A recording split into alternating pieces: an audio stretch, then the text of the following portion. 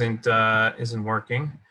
So all you're going to see is my presentation, and you'll miss out on my beautiful face here, which most people don't really care about anyway. Okay, if I could just ask if you could put, I'll put everybody on mute here. Okay, great. But if you have a question, feel free to interrupt me in the middle, so it makes things fun and exciting. Okay, so here we go. So we're going to discuss today different ideas to end the Israeli-Palestinian conflict. Okay, so that's our topic for today. I hope you'll enjoy the presentation. And again, if you have any questions, feel free to interrupt me in the middle, as opposed to just waiting till the end. And if you disagree with anything I say, so then for sure interrupt me in the middle, and don't hold back, because that'll make it really interesting, as opposed to me just talking for the next 30 straight minutes. Okay, here we go. Okay, so the first thing that we have to really discuss is the start of the conflict. Okay, that's the question. So what really started the Israeli-Palestinian conflict? And I want to draw it into 4 different time periods. The first time period is pre-1948, then discuss 1948 to 1967, and 1967 to 1993, and then 1993 until today. I think those are 4 different time periods. So pre-1948, before we had a state, there were 2 groups of people living in this land. And again, I'm not talking about the last 2,000 years. Let's talk about from like 1900 to 1948. There were 2 different groups of people living in the land of what we call land of Israel, then was called Palestine, and it was Arabs that lived there, and Jews, right? And the populations on both sides increased not just gradually but exponentially during those 48 years, both the Arabs and the Jews. The Arabs didn't have a movement. They just had a lot of Arabs moving in. Life was getting better under the British than it was under the Ottomans in 1917, when the British took over and had the mandate and called it Palestine. So that was continued as Palestine under the British mandate. Life was getting better, and of course, on the Jewish side, Zionism was kicking into full gear, and many Jews from Eastern Europe had started to move into Palestine until the British stopped heavy waves of immigration. There was the 5 waves of Aliyah that came in. So what were the relations between the Arabs and the Jews at that time? So surprisingly, at the very beginning of Zionism, when the first Jews came in, so everybody got along handily. Everybody liked it. The Jews brought a lot of investment. They brought a lot of business, a lot of infrastructure investments. They drained a lot of swamps, started cleaning things up. Malaria had started to take a toll on people, and the Zionists were able to bring it down. So in the very beginning, things were very, very nice between the Arabs that lived in Israel and the Jews that were moving in. Howard, you can't be tired already. I mean, we just started. If you're gonna fall asleep, we're gonna have problems here. Okay, I'm not like the other speakers here. I call people out. You don't want to be called out. Turn your camera off. But as long as you have a camera on, I can't hear you because your microphone's muted. But so. Thank you for reminding me to. No problem. I hope you took it in jest, because that's definitely the way I offered it. Good. Okay.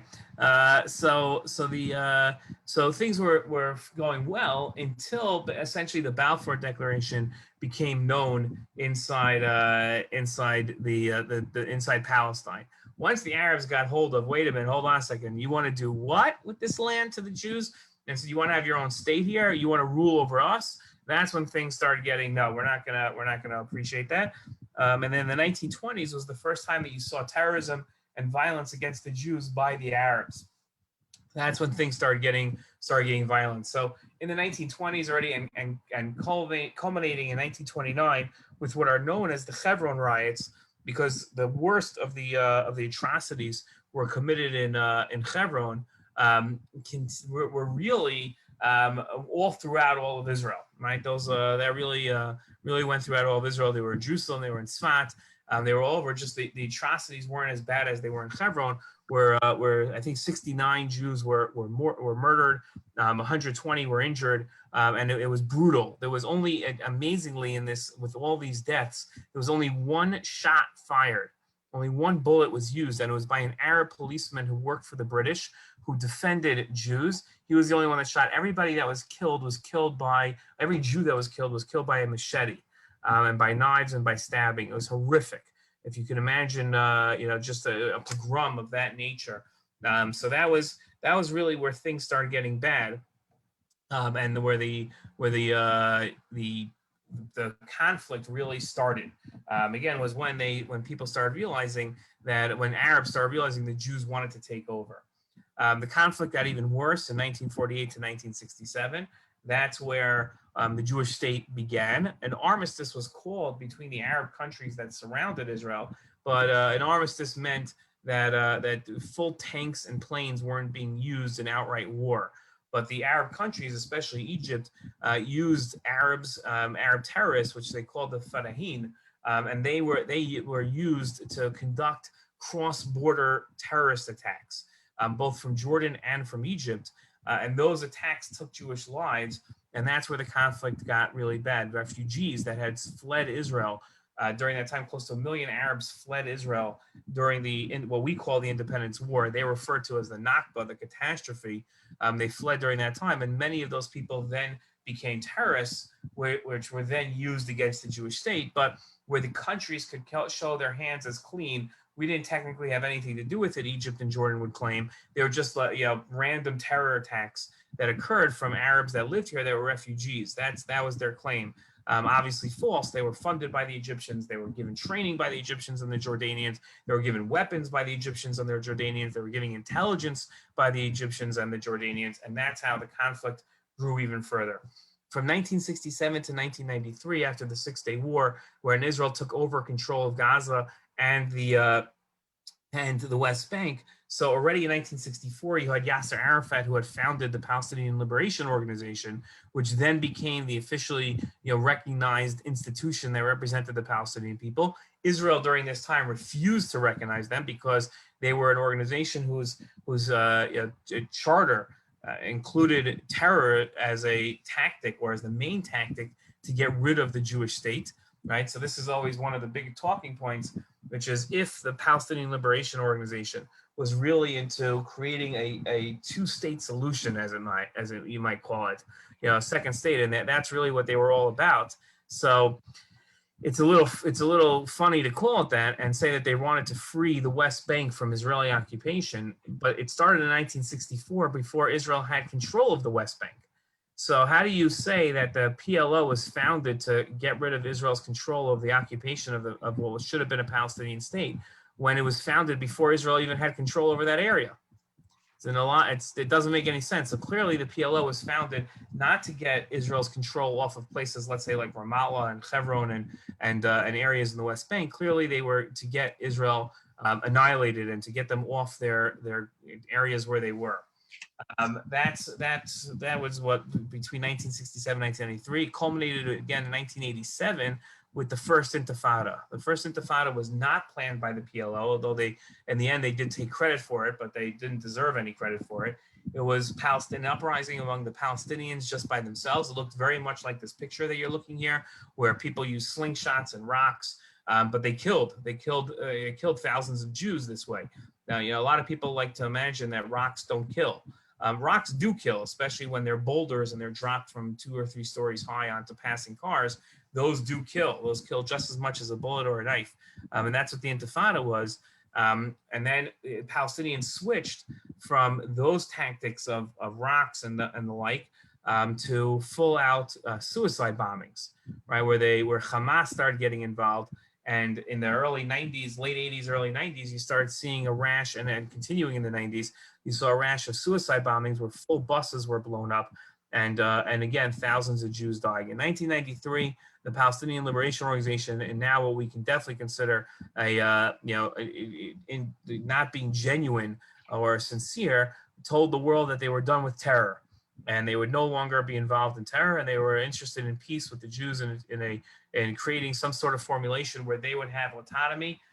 Nobody mentioned a two-state solution until 2002, right? I mean, people mentioned it, but it wasn't part of the Oslo negotiations. And this declaration by the Palestinians that they would forego terror, recognize Israel as a state, led to the Oslo peace plan, which was supposed to take 5 years, and then go ahead and give autonomy to the Palestinians.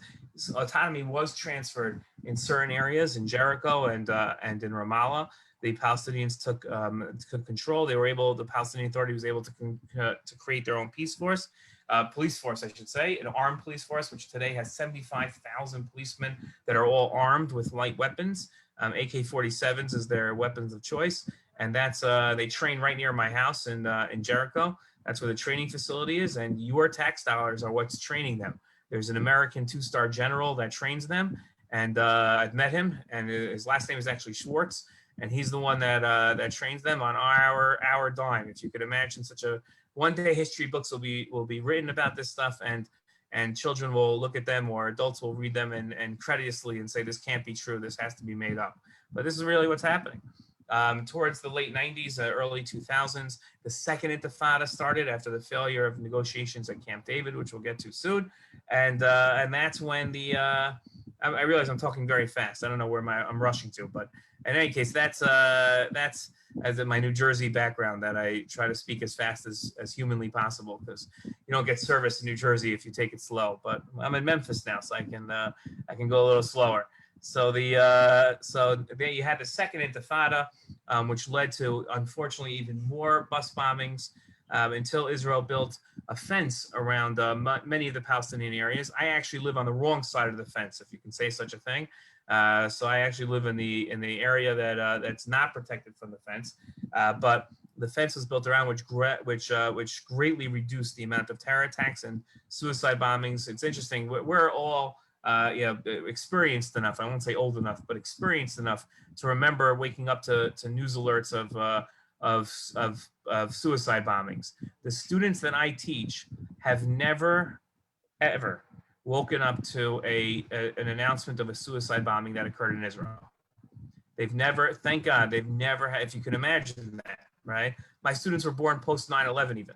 But we're talking about high school and college students born post 9/11, and they've never, suicide bombing is something that they read about in history books, much like they read about Exodus landing on the shores of Palestine.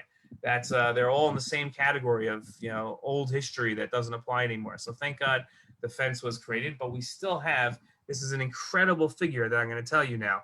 You're not going to believe me, but you can look at and see if it's true. There are between 3 and 6 attempted terror attacks every single day today in Israel and the West Bank. That is a true number. 3 to 6 every single day. They're so frequent and so common. Now, again, they're not the bus bombings of old, but sometimes they do have explosives that they try. Our security forces and intelligence forces are so good that it's only when a massive failure occurs and there's a tragedy that it actually makes the news. But a car ramming that can kill easily, that stopped, might make a website for about an hour, and then it's gone. During the Hamas bombings, there was an attempted terror attack against a soldier about 10 minutes away from our house. Never made the news. It didn't make the news. The only way I knew about it was because my neighbors had stopped somebody from a Palestinian from trying to attack a soldier and stealing his gun. That's a full-out terror attack. But that never even made the news. These things don't even make the news anymore because they're so frequent. Okay, before I switch the slide to the next section here, does anybody have any questions? Any disagreements with me? Any comments that they would like to make? Would you like to cough and have everybody say, God bless you? Okay, if not, then I'm gonna go on. Okay. I am not very good at the soliloquy type of lecture or sheer. I like interaction, but if you insist. Okay, here we go. So previous attempts to solve the Israeli-Palestinian conflict. What have we done in the past to solve the conflict?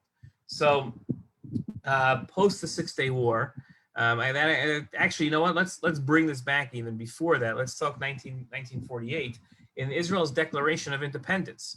If you read the Declaration of Independence, there is an entire paragraph that talks about having peace with our neighbors. In our actual Declaration of Independence, which is very strange because we're declaring independence, part of our Declaration of Independence was the desire to have peace with all the countries surrounding us. Obviously, they ignored that message, or they didn't ignore it. They heard it and rejected it. They had no interest in creating peace with us. But that was our first attempt at creating, before there was even a conflict, to solve a conflict before it began. Obviously, our Declaration of Independence and our outreach for peace was met with war by different countries.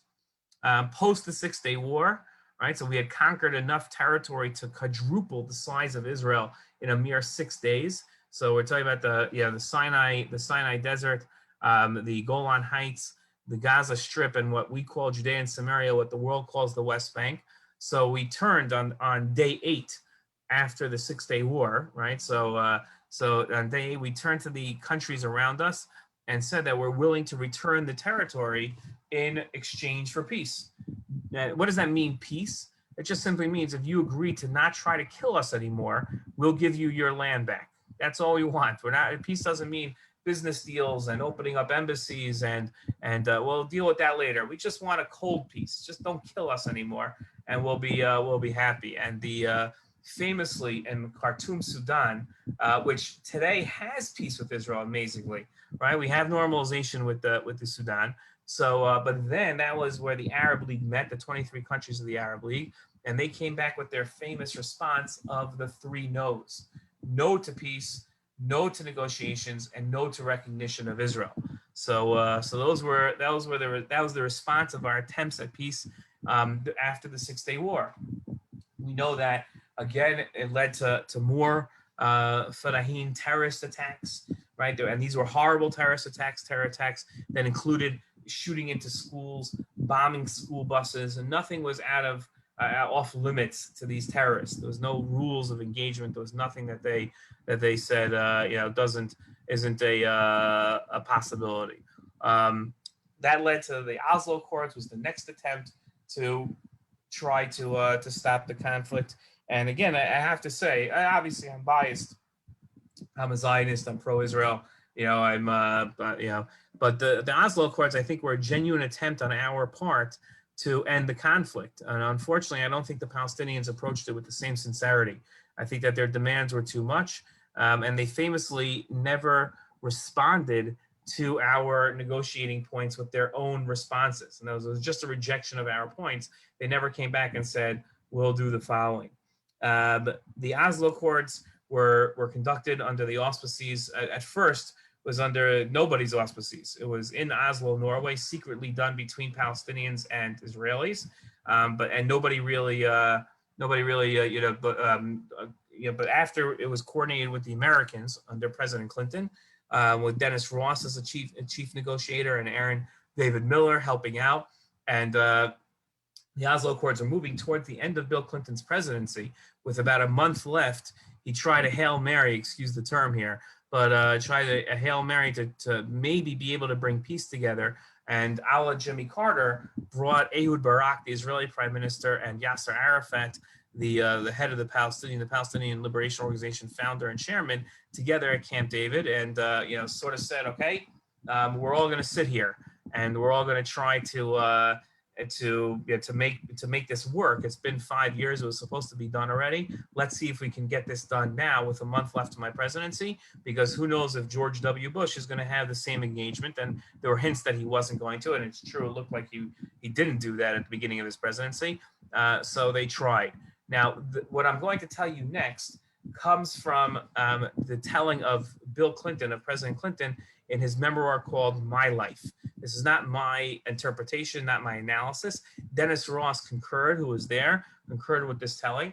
Jimmy Carter, who was not there, in his book, Apartheid and Peace, the anti-Israel book, says what happened is different. He has no idea what happened because he wasn't there. So the two people that were there, President Clinton and Ehud Barak, obviously also goes along with President Clinton's telling of what occurred. President Clinton has said that what he was hoping for going in was the Israelis would open up with a negotiating offer of somewhere between 60 and 70% of the West Bank could become Palestinian or autonomous Palestinian area. That's what he was hoping, and he was hoping the Palestinians would come back with something like 90%, and then they could meet somewhere between 70 and 80%. And he felt if he could get the Israelis to move to 70 to 80%, he would have the peace deal, and Bill Clinton would be known as the president that brought peace to the Middle East. That was what his dream was. What he did was he took the main cabin. Camp David is made up of different cabins. And he took the main cabin and took that for himself. He's the president of the United States. It's his vacation resort. He's allowed to. And then he gave a cabin of similar sizes, one to the Israelis and one to the Palestinians. And the idea was that he would do shuttle diplomacy between the cabins, trying to get them closer and closer and closer. So he was hoping for an opening offer of the Israelis between 60 and 70%, that he could then go to the Palestinians and then back to the Israelis and back and forth. And within a couple of days, he could get them to somewhere between 70 and 80%. That was his goal. He walked into the Israelis, they had a map out, and the Israelis opened up with an opening offer of 97% of the West Bank. And Bill Clinton said he wanted to dance a jig right there. He kept a straight face with the Israelis, but thought, holy cow, I'm 37% ahead of where I was, 15% of where I thought I'd have to be in order to get a deal. This is going to take us not a couple of weeks. This is going to take us a day or two, and we're going to be all done. They walked into Yasser Arafat, laid out the piece, opening bid of the Israelis, which you couldn't really build on too much because there was only 3% left of negotiations here. And the Israelis essentially wanted to keep only basically the old city of Jerusalem, so that the Israelis could go to the Western Wall, and Jews would always be able to go to the Western Wall, and a few other bigger areas. But 97%, Bill Clinton said, this is it. This is going to be the easiest peace deal we've ever made. The Palestinians, as we now know, rejected it and kept rejecting any offer, any type of movement that they tried. So the point where Yasser Arafat said he's going home. Again, the Palestinians never responded with their own offer. They just kept rejecting Israelis' offers and rejecting Bill Clinton's tries at trying to get them to move to different places. Bill Clinton tells the famous story. Yasser Arafat was the #1 visitor to the White House from foreign leaders under Bill Clinton's presidency, if you could imagine such a thing. Yasser Arafat also the #1 visitor to the Vatican for the Pope's #1 visitor, Bill Clinton had obviously developed a warm and close relationship with Yasser Arafat. And at the end of the Yasser Arafat, when he said he was going home, he was waiting for either the helicopter or the motorcade to take him to the airport from Camp David. And he said goodbye to President Clinton and knew that this would be the last time he would ever see President Clinton. President Clinton's presidency was going to be over in 2.5 weeks. And he said to President Clinton, "You were the greatest American president that ever lived." And Bill Clinton, again, this is Bill Clinton telling the story in my life. And Bill Clinton turned to Yasser Arafat and said, "No, I was a failure, and you made me it. You made me a failure because you refused to negotiate in good faith." Yasser Arafat had already, now we know by communications that we had intercepted between Yasser Arafat in Camp David and his leadership in Ramallah, he had already started the plans for the Second Intifada, which, unlike the First Intifada, wasn't a people's intifada. It was inspired by the Palestinian Authority and pushed by them. Starts the George W. Bush presidency, and George W. Bush said that he refuses to allow Yasser Arafat into the country. He's not meeting with Yasser Arafat. Yasser Arafat was already well known at that point, was a terrorist and had never given up his terrorist ways. And George Bush said something which today seems almost anti-Israel. But then I'll tell you something funny his mother said that'll give you the atmosphere if you don't remember it back then. But George Bush walked out onto the Rose Garden and gave a speech that he essentially wrote himself and his advisors were against because it was seen as too pro-Israel. And George Bush said that he's willing, if the Palestinian people choose a different leader, which is essentially, he was encouraging the Palestinians to overthrow Yasser Arafat, which is not something diplomatic. He said, when you have a different leader that's serious, he will back a second state for a two-state solution for the Palestinians. And that was seen as incredibly pro-Israel, but it was the first time a Palestinian state was offered. It was never part of the Oslo negotiations. And Barbara Bush, George W. Bush's mother, if you remember, the first lady of memory, and she called George W. Bush and said, "Congratulations, you're the first Jewish president," because it was seen as such a pro-Israel position to take. The Palestinians didn't get rid of Yasser Arafat. He eventually died. Mahmoud Abbas took over. And the Bush administration under Condoleezza Rice, when she was Secretary of State, was incredibly infatuated with this idea of being able to create a Palestinian state and peace in the Middle East. And like so many presidents before them and presidents after them, they went ahead and tried to create this this peace. The Palestinians, as we know, were not interested in it, and they had the Annapolis Accords at the very end of the Bush presidency. Condoleezza Rice pushing. George Bush being totally disengaged from it, not believing that it'll go anywhere. But his close relationship with Condoleezza Rice didn't allow him to say that you're going nowhere, Condi. You got to stop this. They went to sign the Annapolis Accords, and as soon as the Obama presidency started, both the Obama administration and then was Ehud Olmert both said that we're not paying attention to this, and the Palestinians said the Annapolis Accords were worth nothing, and no one's going to use them as a basis for anything. So they quickly disappeared. There was also the Y Accords, but those are not even worth mentioning. Then you had the Trump peace plan, which just occurred, which is in essence the idea was make Palestinian living better, but give them like none of their land. The Jewish settlements would be recognized. No Jew would have to move. So that's 40% of what the Palestinians consider their land. And it's worth to mention from the Palestinian point of view. The Palestinians believe that the entire land from the Jordan River to the Mediterranean Sea is their land, and that the partition plan of the United Nations in 1947 took away 55% of their land, and then in the Nakba, in the War of 1948, they lost another 20% of their land. And then in 1967, they lost 100% of their land. So to come back to the Palestinians and to offer them essentially 17% of their land, they see as an insult. The Trump administration was hoping that they would see the $50 billion of investment as worth it. And recognizing, as Jared Kushner said, that this is the reality. The reality is that the 450,000 Jews living in the West Bank and those areas, and on 40% of the land, and the 350,000 Jews living in East Jerusalem aren't going anywhere. Yeah, you could keep thinking that they're going to go somewhere, and there's going to be this mass exodus and deportation that one day will occur, but that's not going to happen. So you might as well go along with that peace plan. And obviously the Palestinians rejected, completely cut off their discussions with the Americans and refused to have anything to do with them. Today, under the Biden administration, so the Biden administration looks at the Israeli-Palestinian conflict as the third rail. They realize that if they get bogged down in it, that it's not going to go anywhere. What they're hoping is to deal with the Palestinians enough and the Israelis enough to ensure that nobody makes any moves unilaterally that could forestall a two-state solution from occurring. So on the Israeli side, that means annexation and continuing to build settlements, which the Biden administration has asked the Israelis not to do, and is an expectation of them that Israelis won't do it. On the Palestinian side, not to conduct terror attacks. So neither side is listening to the Biden administration. Israel is continuously building, and the Palestinians are continuing terror attacks. So, and which is why we're going to get to the next part of how likely there is for a two-state solution. But the Biden administration has no dreams, these grandiose dreams that literally every single president has had before of creating peace in the Middle East. They don't have these dreams. This is not one of their target goals. At the same time, the Palestinians announced that they were asked by the Biden administration to put together a peace negotiating team. So that threw everybody a little. Why in the world would they be asking the Palestinians to put together a negotiating team, especially since the Palestinians have refused to negotiate for 10 years?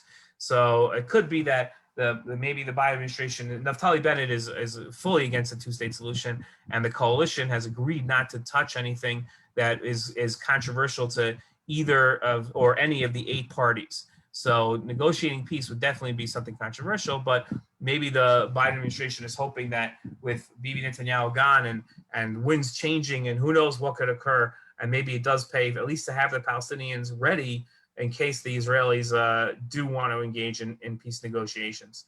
I don't know, what's going on behind the scenes, but that's as much as I can tell you about what's happening. Okay, moving on. The future, right? What could possibly happen in the future? So So again, I'm not a prophet. I want to make sure that that's very clear. I'm not a prophet at all. I can't predict. I don't like making predictions what's going to happen. But here are the possibilities of what could happen. The first thing is a two-state solution where Gaza and the West Bank would somehow become a Palestinian state. It's very hard to imagine. With all the Jews living there and more Jews, there's a target goal of 1 million Jews living in the West Bank. That's what the Settlers Council is trying to accomplish. Israel has a housing shortage and has a building problem, but it's much cheaper for Jews to build inside the West Bank than outside the West Bank. Obviously, no one's building in Gaza. That's full Hamas-controlled territory. But that's one possibility. It seems almost impossible. There's nobody that I've talked to that's even a fan of the two-state solution that thinks that it could be possible in the next 30, 40 years. And nobody knows how it could occur, because if it can't occur in the next 30, 40 years and Jews are moving in and more and creating more and more settlements and now there's no official settlements going up with permission, but what happens is that you have 30, 40 couples families move into an area. And then when the Israeli military comes in and they put up demolition notices and then on their doors, and then it starts a court case. It takes about 10 years to adjudicate one of these court cases. In the meantime, more and more families are moving in. By the time it gets to 60, 70 families, then retroactively the Israeli government gives them legal status. So the goal for all these places is to get 70 families in there before the 10 years is up. So you're talking about very cheap land. They're not even building houses. They're just putting up caravans. And then eventually, once it gets that legal designation, then people start building houses. So although the Israeli government hasn't given permission for any new areas to occur, that is essentially what's happening. So that's one possibility, is two-state solution. If I was a betting person, I would not put my money on that. The next solution is a one-state solution, which interestingly enough, is both the dream of the most extreme right-wing Israelis and the most extreme Palestinians. Both of them would love a one-state solution. The reason why Israelis would love a one-state solution is because that would end the possibility of there ever being a Palestinian state. If you ask them, what would the Palestinians be? Would they be citizens? What would happen to them? What would occur? What would you do with them? Their answers are usually somewhere along the lines of they would be some sort of second-class citizens, which brings up the apartheid word, and then or something along the lines of they would be like what Puerto Ricans are in America, right? They can vote on some things, but they can't vote on everything, and they don't have representation in the government. So all different types of ideas in the one-state solution. Palestinians want it because they assume that along with the one-state solution will be a right of return for Palestinians to come back to Jaffa and to Ramla and to Lod and to Haifa, and taking the 2 million Arabs that are already citizens of Israel, adding in the 2 to 3 million Arabs that are Palestinians today, that gets you up to 5 to 6 million Arabs, and there are only about 6 million Jews in Israel. So at current birth rates, they assume, based on demographics, that they'll soon have the majority. And since Jews never get along, they never be able to vote straight line one party. So therefore, you would have an Arab majority in no time, and we would change the name of Israel to Palestine, and instead of it being a Jewish state, would be an Arab state. So that's why both sides like a one-state solution. It would be very difficult to see that occurring as well. The third possibility are either federation or confederation. And I have to be very honest with you. Every time somebody has explained to me what a federation and confederation look like, a la what happened to Czechoslovakia when they split up Bosnia and Croatia and Serbia, so where different groups have different control over different areas and they share joint control, it seems so complicated that way too complicated for the Middle East, where we're very simple people out here. You throw out too many, complications, people start shooting each other because they don't understand what it really means.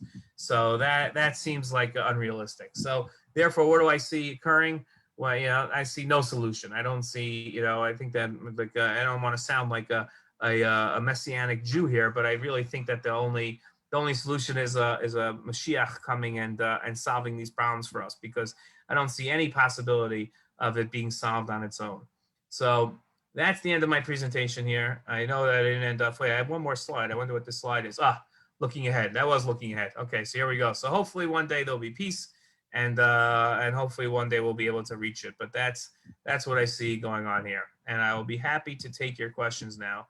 But I'll be also very upset if you have questions now that you didn't have beforehand, because I don't know why you'd have it now but not before. But go ahead. That's a joke.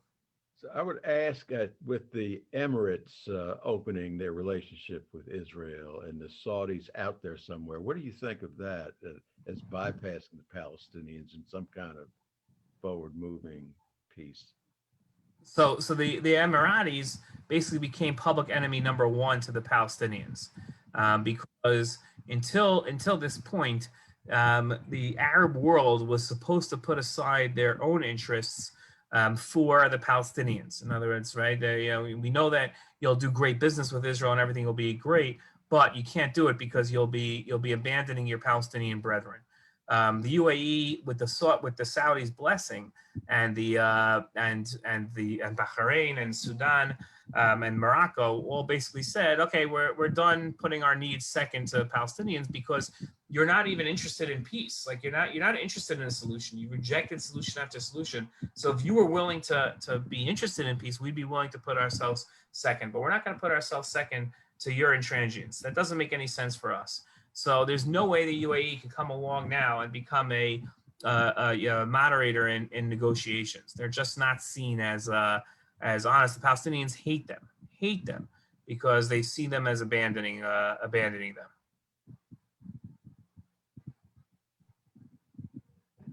I know this is like this is happy negotiate. This is happy presentation time here with all my positivity and optimism.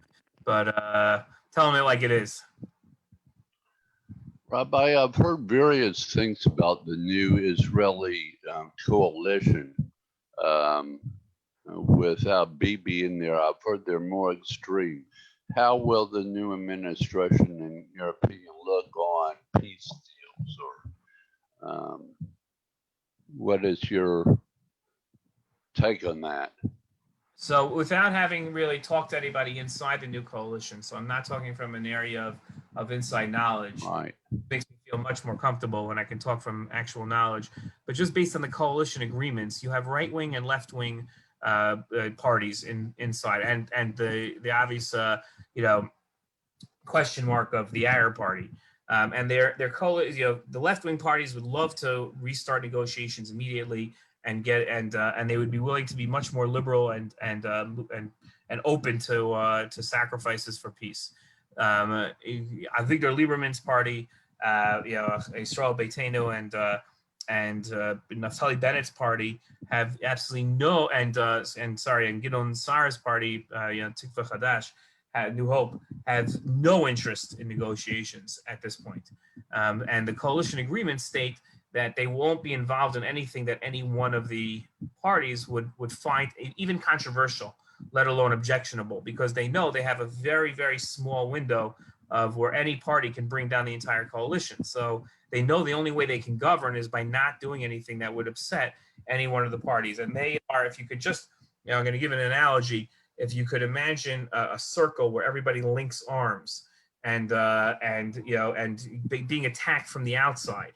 So if the arms are loosened, you're going to be able to get through. As far as I know from I do know from the inside, Naftali Bennett and Yair Lapid are keeping this coalition as tight-armed as possible in that circle to make sure that nobody can be pulled out and the government can fall.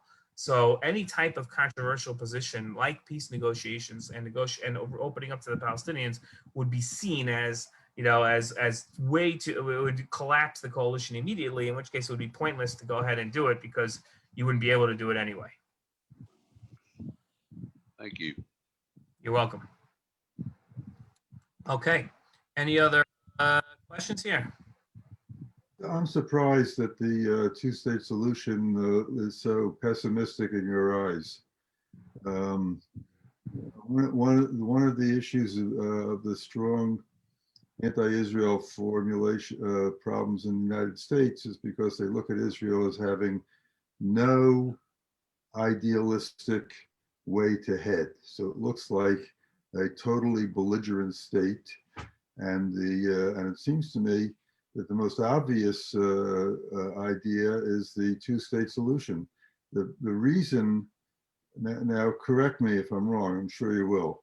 The settlement people like yourself, which I believe represent 3% of Israel, is very opposed to it because they want their settlements.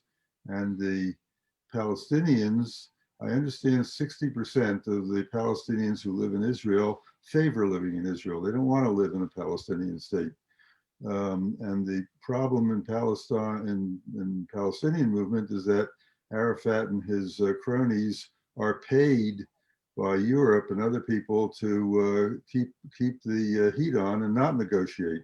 So if these factors were removed, say if the Palestinians had a state where that was actually interested in the Palestinians, which the current leadership is apparently not, and the settlement issue was suppressed, then it seems to me the two-state solution has a very good chance. What do you say to that? I would say you're 100% correct. If all of those things that you said came true, your numbers are a little off. They're 10% of the population live on the other side of the Green Line, and it's a more close to 90% of Israeli Arabs. Israeli Arab citizens don't want to live in a Palestinian state. But if everything you said came true, then yes, we'd be able to have a two-state solution. The problem is with your formulation is that I cannot imagine a scenario where any of that actually happens. You know, if you could name me the Palestinian leader that's out there. I'm not talking about that's in leadership right now, but just out in the world, exists in the world. So a Palestinian with a following that's actually interested in a two-state solution, I'd love to hear his name because nobody else knows who he is or she is. They just don't. There's nobody like that. The problem the Palestinians have is that they've educated their people for the last 70 somewhat years that Israel's going to be gone. So if you become the Palestinian leader that compromises on that, you're looked upon as somebody that just gave up everything. And unless you're offering the Palestinians, I mean, I don't even know what you could offer them. Donald Trump offered them $50 billion. So what are you going to offer them that gets past that point of, wait, hold on a second. Yasser Arafat and Mahmoud Abbas all told us that one day we're going to be in control of Jerusalem and we're going to be in control of Tel Aviv and Jaffa and Haifa. So you just gave up on that. What did we get in return? Well, I think that's the American problem if they want this to move forward. But it's also the case that nobody, as you say, nobody in the Palestinians seems to be moving, and nobody in the current Israeli government is going to move in that direction. And that is probably the issue where the United States is going to try to answer your questions. Right. So they've been trying, and I am friends with all those people that do the peace negotiations and talk to them, and they say that they don't, you know, as optimistic as they could be, they don't see it anything changing for 30 to 40 years. You know, that's only if things change on the ground, if Palestinians start educating their people differently and not telling them that they're going to have Haifa back, but that there's no plans to do that. And I don't want to put all the blame on the Palestinians. You know, I think that at this point, you know, Israel isn't interested either. So nobody's interested. And Joe Biden doesn't look like he wants to do anything with it because he's seen that every other presidency has sunk on it. You know, so he doesn't want to go near it either. So I don't know anybody out there that's actually working on it.